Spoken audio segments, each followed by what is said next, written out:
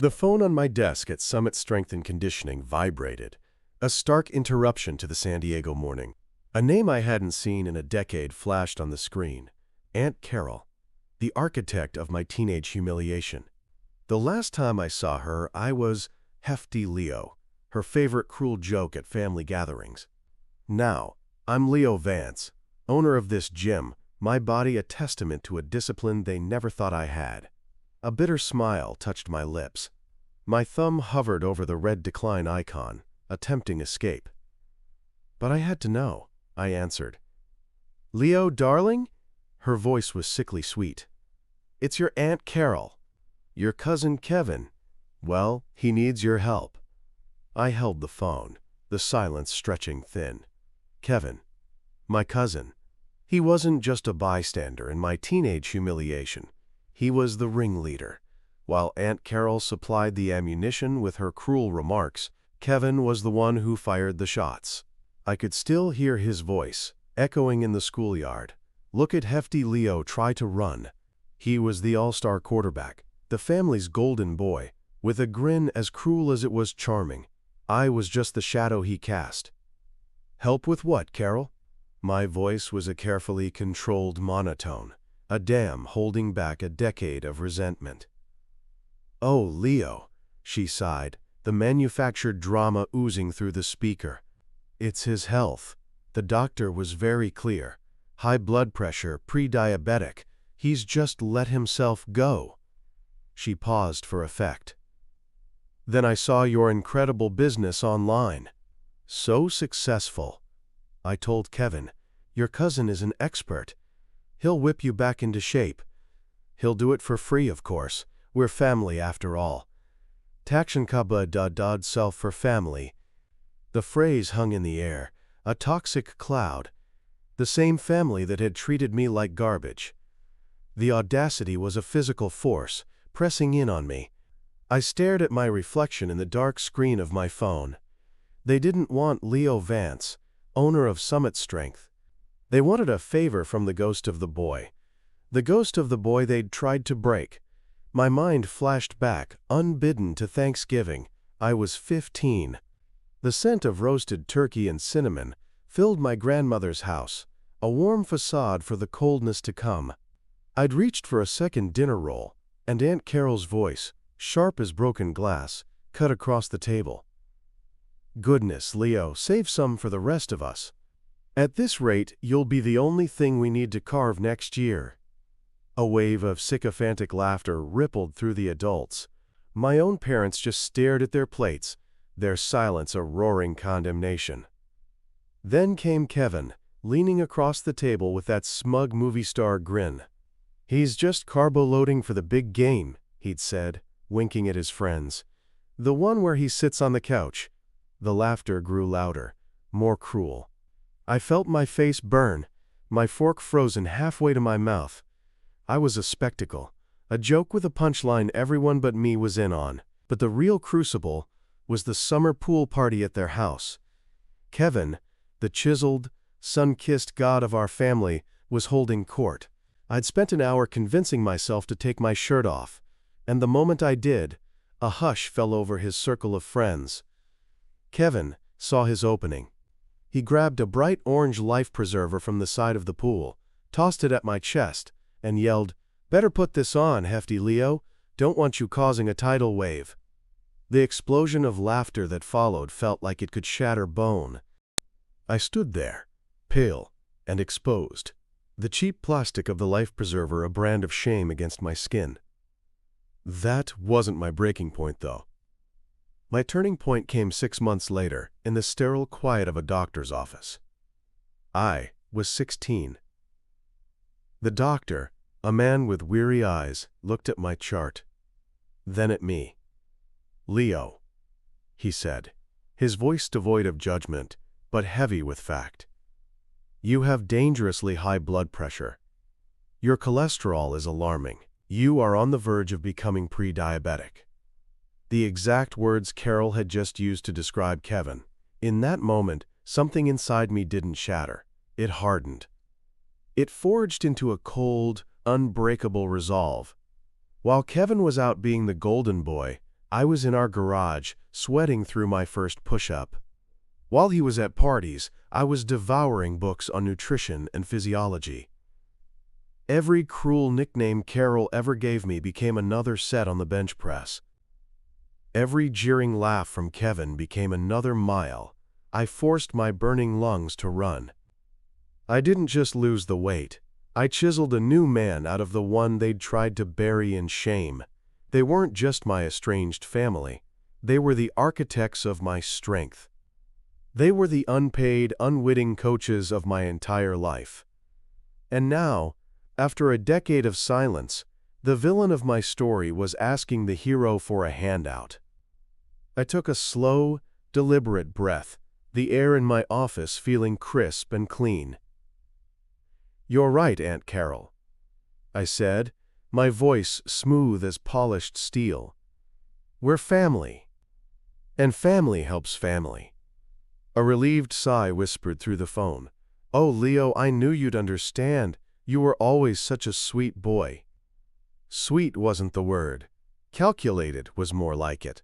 Have Kevin meet me at Summit Strength, Saturday morning, 8 a.m. sharp.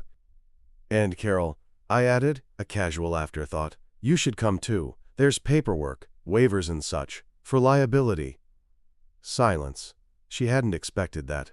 "Oh, of course. We'll be there." Saturday arrived with a cool marine layer blanketing San Diego. I was in my element. The familiar clank of iron and the low hum of treadmills, a symphony of discipline. I saw them through the floor-to-ceiling windows before they even entered. Carol, dressed in an expensive tracksuit that had never seen a bead of sweat, looked around with a proprietary air, as if my success was somehow her own. And then I saw Kevin. The golden boy was gone. The chiseled quarterback who had tossed that life preserver at me was buried under 20 years of easy living. In his place was a man with a soft middle straining against a faded polo shirt, a tired slump to his shoulders, and the same desperate, hunted look in his eyes that I used to see in my own reflection. He wouldn't meet my gaze. He just stared at the rows of dumbbells, his face pale. I walked over, wiping my hands on a towel, my posture straight, my presence filling the space. "Aunt Carol." "Kevin." I didn't offer a hand. I gestured towards my office. Inside, the silence was suffocating. Carol tried to fill it with saccharine praise. "This place is just wonderful, Leo. So professional. We are so proud." I ignored her, my eyes locked on Kevin. "So you want to get in shape?" It wasn't a question. He finally looked up, a flicker of the old arrogance trying to light his eyes, but it died instantly. He just nodded, his throat working. "Good," I said, sliding a clipboard across my desk. "I'm willing to train you. But there are conditions."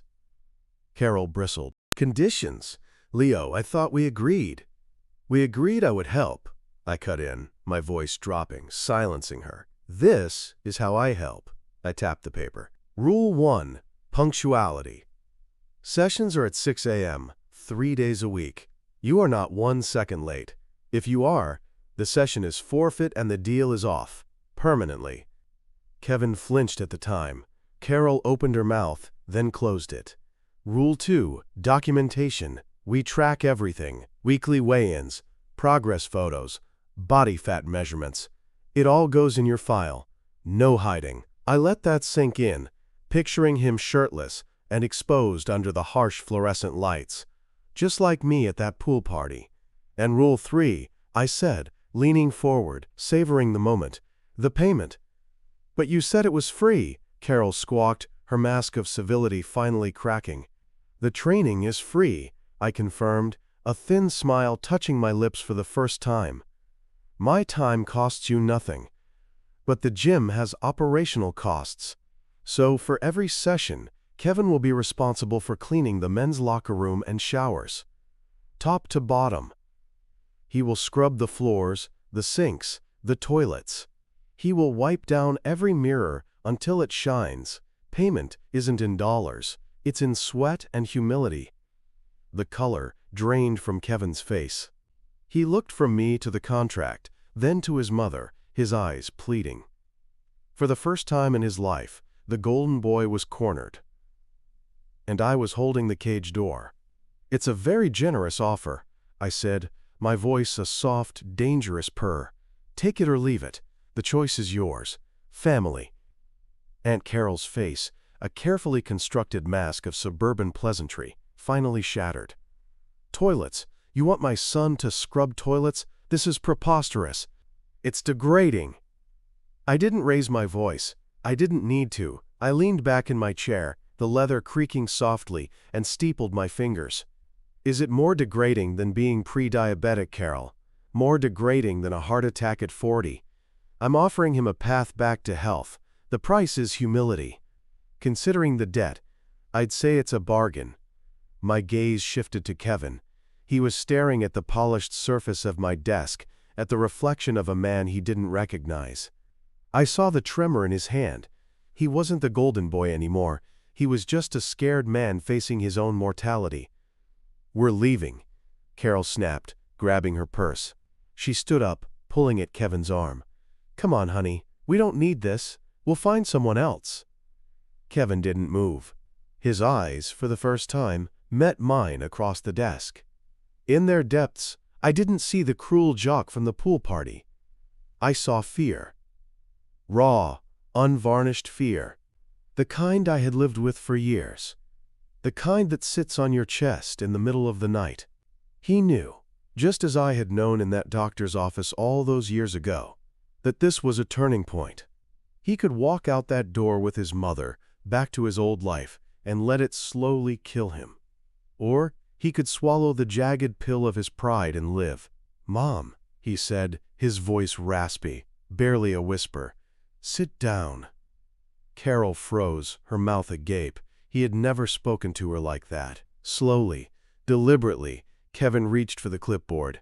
He pulled a pen from his pocket, the cheap plastic clicking loudly in the tense silence. He didn't read the terms again. He already knew them by heart. He just signed his name on the line, the stroke of the pen, a quiet act of surrender. He pushed the clipboard back towards me without looking up. I took it, my expression unreadable. I reviewed his signature, then filed the waiver in a folder labeled with his name. I closed it and placed it squarely in the center of my desk. "A done deal." "Excellent," I said, my voice crisp and professional. "Your first session is Monday, 6 a.m. Don't be late." I stood, signaling the end of our meeting. As they rose to leave, I added one final detail, my eyes fixed on Kevin. "The janitor's closet is at the end of the hall.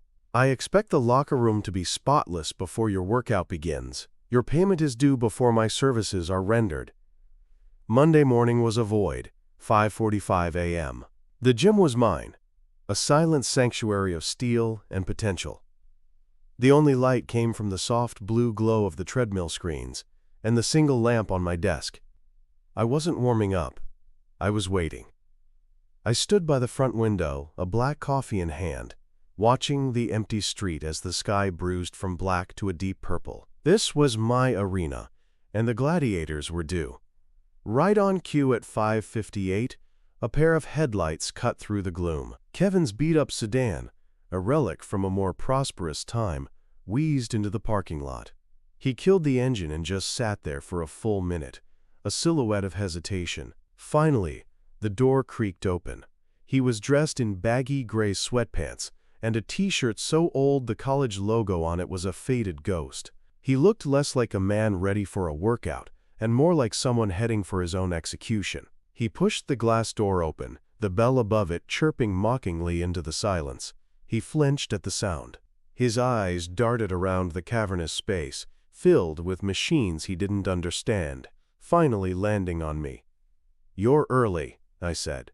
It wasn't a compliment. "Good." I didn't move from my spot. I just watched him shuffle forward, his gaze fixed on the floor. He looked winded already, just from the act of showing up. "So, where do we start?" he mumbled, gesturing vaguely at the treadmills. "Cardio?" I took a slow sip of my coffee, letting the silence hang between us. "Payment first," I said, my voice flat. "As per our agreement." His head snapped up, confusion clouding his tired features. "Payment?" "The locker room," I clarified, my voice dropping to a low, clinical tone. "It's due for its morning cleaning, before any training begins." The blood drained from his face. He'd thought it was a metaphor, a power play, a threat I wouldn't actually enforce. He was wrong. I set my coffee down on a nearby bench and gestured for him to follow. I led him past the gleaming rows of equipment, past the free weights racked in perfect order, to a simple, unmarked door at the back. The janitor's closet. I flicked on the light. It was small, orderly, and smelled of bleach and ammonia. A mop and bucket stood in one corner, and shelves were neatly stocked with industrial-strength cleaners, brushes, and rubber gloves.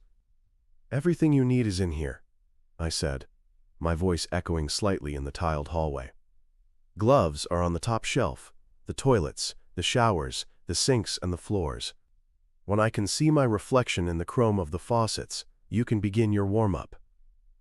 He just stared at the supplies, his mouth slightly ajar. The former all-star quarterback, the Golden Boy, was being told to scrub toilets by the cousin he'd once called Hefty Leo. The irony was so thick, it was suffocating. "This is insane, Leo," he finally whispered, a desperate plea in his voice. "Is it?" I countered, not moving an inch. "Is it more insane than your doctor's warnings? More insane than ignoring your health until you land in a hospital bed? This isn't a punishment, Kevin. It's your first exercise. It's called discipline, something you're severely lacking." I looked at my watch.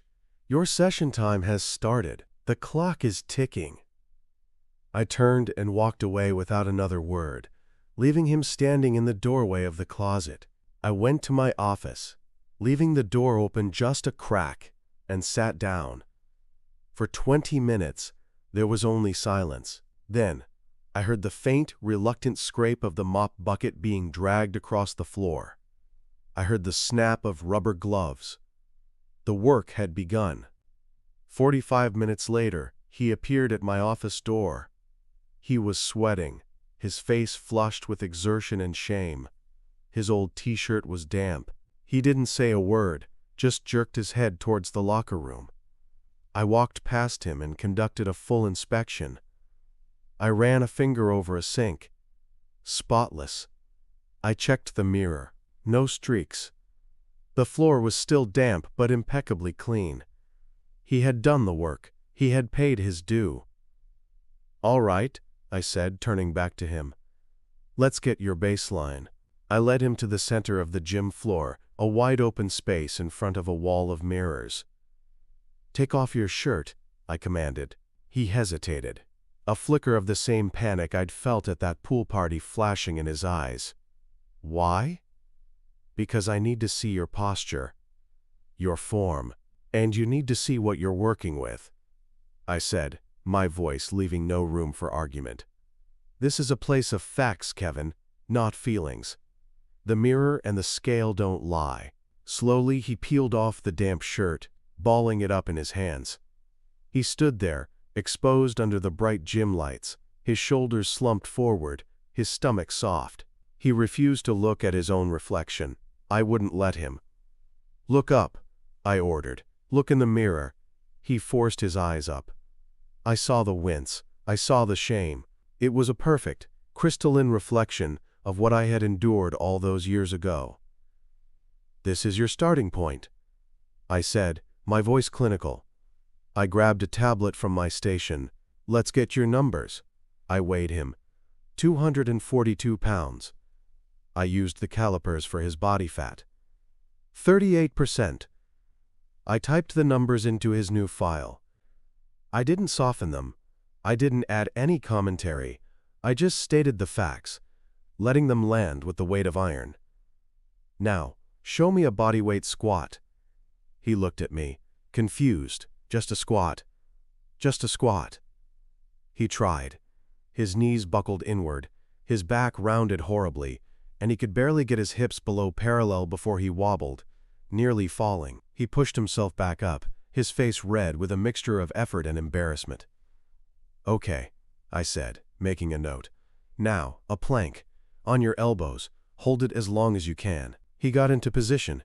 His body immediately started to tremble, his back sagged. I started a stopwatch. 10 seconds. 15. At 21 seconds, his arms gave out, and he collapsed onto the mat, panting heavily, sweat beading on his forehead. I stopped the watch. 21 seconds. That's your foundation. He lay there, chest heaving, staring at the ceiling, defeated, humiliated, exhausted. Before him. "Get up," I said. My voice wasn't angry. It was an instruction, as neutral as the hum of the air conditioner. "The floor is for cleaning, not for quitting." He pushed himself up slowly, his arms trembling. He looked lost, a man adrift in an ocean of his own failure. That's when the real work began. I didn't start him on weights. That would have been a kindness, an ego boost. Instead, I took him to the simplest, most humbling exercises. "Box steps," I announced, pointing to a plyometric box no higher than his shin. "Up with the right, up with the left, down with the right, down with the left, 20 repetitions. Go." He looked at the box like it was a mountain. The first 5 steps were clumsy. By 10, his breath was ragged. At 15, his face was beet red, and his foot caught the edge, sending him stumbling forward. He caught himself on the wall, his chest heaving. I didn't rush over. I just stood there, tablet in hand. "That's a failed set," I stated, making a note. "Your payment for this workout is complete, but my time isn't free. You will complete every representative I assign you. Start again, from 0. A flash of the old, arrogant Kevin sparked in his eyes. "This is ridiculous. I nearly fell. Your core is weak and your sense of balance is non-existent." I cut him off, my voice like ice. "That's not my fault. It's a fact. A fact we are here to change. 20 reps. Now." The spark died. He turned back to the box and started again. That was the rhythm of our first few weeks. It was a symphony of quiet suffering. The 5 a.m. alarm, the drive in the dark, the acrid smell of bleach as he scrubbed the locker room, his entry fee to his own salvation. Then came the workouts. I never yelled, I corrected. "Your back is rounding, engage your glutes." "That's not a push-up, that's a seizure." "On your knees, try again." "Control the descent, the negative is half the exercise." Every instruction was a precise verbal scalpel, cutting away the fat, the ego, the years of neglect. He hated it. I could see it in the clench of his jaw as he did farmer's walks, his grip failing long before his legs. I could see it in the sweat and shame as he struggled with battle ropes, the thick cords moving like lazy garden snakes instead of powerful waves. He was living in a constant state of muscle failure and exhaustion. After 3 weeks, my phone rang. It was Aunt Carol. "Leo, this has to stop," she began. No preamble, her voice tight with fury. "Kevin is a zombie. He can barely climb the stairs. He's sore all the time. Whatever you're doing, it's too much. You're going to hurt him." I leaned back in my office chair, looking out at the gym floor where a new client was celebrating a personal record. "Carol," I said calmly, "what you're describing is called delayed onset muscle soreness. It's a sign that his muscles, after 2 decades of dormancy, are finally being challenged. It means the program is working." "I don't care what it's called. It's cruel. You're enjoying this, aren't you?" she accused. I paused, letting her accusation hang in the air. "What I enjoy is seeing a client's health markers improve. His resting heart rate is already down 4 beats per minute. That's a tangible result. I'm not training his comfort, I'm training his body. If Kevin has a problem with the program, he can discuss it with me directly. Otherwise, I'd appreciate it if you didn't call this number again regarding his training."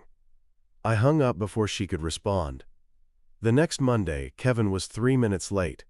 He walked in looking haggard, a defiant slump in his shoulders. I was waiting by the front desk, his folder in my hand. "You're late," I said. "My car wouldn't start," he mumbled, not looking at me. I didn't respond. I just opened his folder, took out the contract he had signed, and slid it across the counter to him. I tapped my finger on rule number 1. Tries bunnies. Punctuality. You are not 1 second late. If you are, the session is forfeit and the deal is off. Permanently. His eyes widened in panic. The defiance evaporated, replaced by the same raw fear I'd seen in my office. He thought he could test the boundary. He found a wall of iron. "Leo, come on, it was 3 minutes." "Go home, Kevin," I said, my voice final. I turned and started walking away. "Wait," he called out, his voice cracking. "Please. It won't happen again, I swear." I stopped, but didn't turn around. "I'll see you Wednesday, 5:55 a.m. If the door is locked, you'll know you're too late." On Wednesday, he was there at 5:45, sitting in his car in the dark. That day, something shifted. During his set of kettlebell swings, the change became undeniable. Before, he'd quit when his form broke down. This time, he didn't. His back started to round, his breath coming in ragged, desperate gasps. I was about to call the set, but he locked eyes with his own reflection in the mirror, a look of pure, primal fury on his face. He powered through the last 5 reps, each one a grotesque, ugly parody of the proper form, but he finished them. He dropped the kettlebell with a clatter that echoed in the silent gym, then bent over, hands on his knees, just trying to breathe. He didn't complain, he didn't make excuses. He just suffered. The weeks bled into months. The routine became ingrained. Cleaning, training, silence. The fat began to melt away, replaced by the hard lines of muscle. His 21-second plank became a minute, then 2. He started asking questions. Am I engaging my lats correctly on this row? Should my heel lift during a squat? The hostility was gone, replaced by a desperate, hungry need to get it right. The true victory came on a rainy Tuesday, nearly 4 months in. He'd just finished a grueling session. He was sitting on a bench, toweling sweat from his face, looking not at me, but at his own reflection in the dark screen of a nearby treadmill. He looked smaller, harder, but infinitely more tired. "I don't know how you did it," he said, his voice quiet and raspy. I stopped writing in his file. "Did what?" "This." He gestured vaguely to the gym, to himself. "Back then, all alone, everyone were so awful." It was the first time he had ever acknowledged it, the first crack in the dam of his pride. I let the silence stretch, forcing him to sit with the weight of his own words. He finally looked at me, his eyes stripped of all arrogance. For the first time, he wasn't looking at his trainer. He was looking at the cousin he had wronged. "You're right," I said, my voice as cold and flat as steel. "You were awful." I closed his file with a soft click. "The difference is, I didn't have a choice. I had to build myself into something you couldn't break. You're here because you chose to let yourself fall apart." He flinched, but he didn't argue. He just nodded slowly, accepting the blow. And in that moment of quiet, brutal honesty, I realized my revenge was complete. It wasn't about the toilets or the sweat. It was about this, forcing him to look in the mirror and see not just, "So I genuinely need your advice. How would you handle family asking for your professional help for free, especially after they spent years mocking you for that exact same thing?"